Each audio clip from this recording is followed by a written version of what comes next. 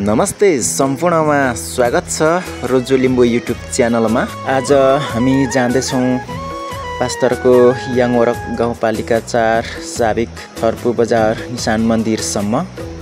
आज हामी निशान मन्दिर भिजिट गर्नेछौँ। भिडियो कस्तो लाग्छ अन्तिमसम्म हेरी साथ दिनुहोला।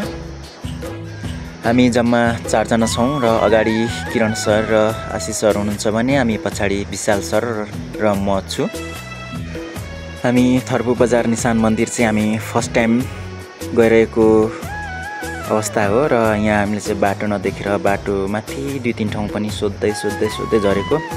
अनि माथि सोद्धाखेरि चाहिँ अब तल्लो बाटो अलिक राम्रो छ भनेर चाहिँ हामी तल यहाँ गणेश चोकदेखि अहिले दाहिनेपट्टि मोडेर हामी जाँदैछौँ।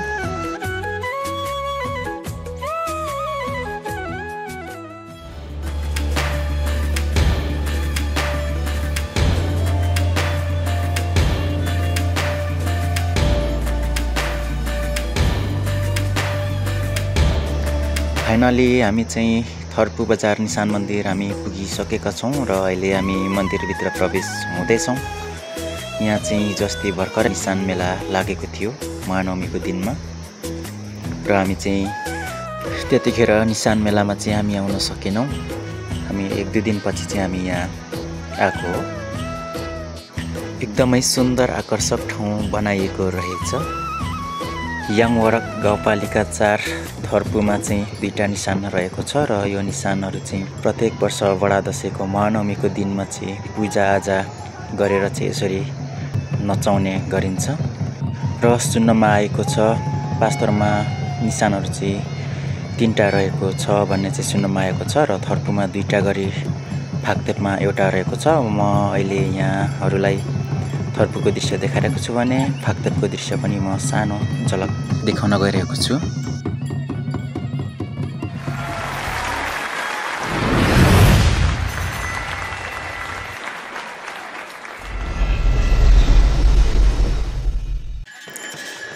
यो दृश्य चाहिँ रहेको छ, यो चाहिँ फाल्गुनन्द गाउँपालिका 5 साबिक फाक्तेपको दृश्य रहेको छ। यो यसपालिको बडा दशैँमा चाहिँ महानवमीको दिनमा यसरी गरिएको थियो पूजाआजा। फाक्तेपमा चाहिँ पछिल्लो समयमा यो निशान नचाउने उताउति अहिले ओझेलमा पर्दै गएको छ, किनभने पहिला जस्तो जनसङ्ख्या नभएकोले र पहिला जस्तो मान्छेहरू अहिले आउन छोडेका छन् फाक्तेपमा चाहिँ। त्यही भएर अहिले खासै त्यस्तो नचाउने नाच्ने अहिले त्यस्तो छैन। पहिला चाहिँ फाक्तेपमा पनि महानवमीको दिनमा चाहिँ बजार लाग्थ्यो।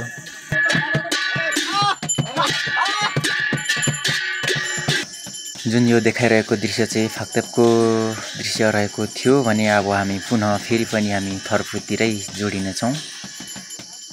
हामी चाहिँ अहिले पोखरीको वरिपरि हामी घुम्दैछौँ, यहाँ देख्न सक्नुहुनेछ। र यहाँ चाहिँ सरहरू चाहिँ आफ्नै तालमा व्यस्त भइरहेको दृश्यमा हामी देख्न सक्छौँ। एकदमै आकर्षक ठाउँ बनाइएको रहेछ।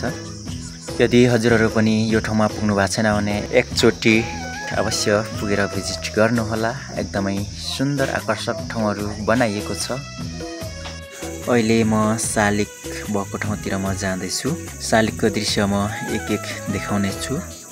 जुन मैले देखाइरहेको शालिग चाहिँ फाल्गुनन्दको शालिग रहेको छ र यतापट्टि रहेको छ यो चाहिँ श्रीजङ्गाको शालिग रहेको छ।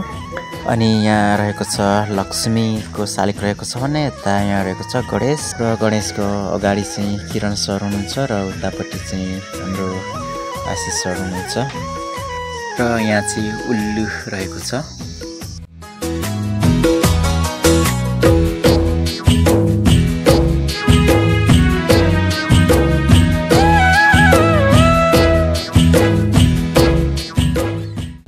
अहिले पोखरी बीचमा पानी फोहरा फाल्ने चाहिँ अहिले बन्द गरिएको रहेछ, देख्न सक्नुहुनेछ।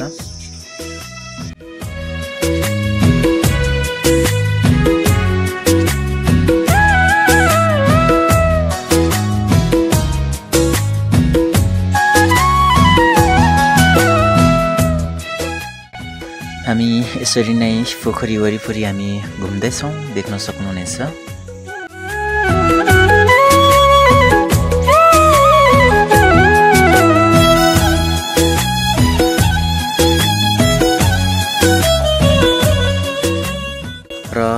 यहाँ देखाइरहेको छु यहाँ बस्ने ठाउँहरू पनि एकदमै सुन्दर आकर्षक बनाइएको छ। देख्न सक्नुहुनेछ फोटो खिच्ने ठाउँ पनि बनाइएको छ। हामी यसरी नै पोखरी वरिपरि घुम्दै घुम्दै हामी बाहिर निस्किँदैछौँ अहिले भने। यो चाहिँ मन्दिर रहेको छ। यो मन्दिरको दृश्य म देखाइरहेको छु।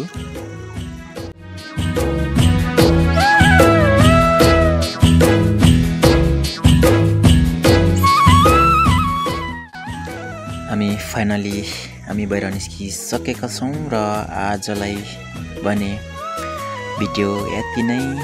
यस्तै भिडियोहरू हेर्न चाहनुहुन्छ भने रोजु लिम्बू युट्युब च्यानललाई लाइक शेयर सब्सक्राइब गर्न नभुल्नुहोला भन्दै नेक्स्ट भिडियोमा भेट्ने बाचाका साथ म पनि छुटिन्छु। हवस् त, बाइ बाइ।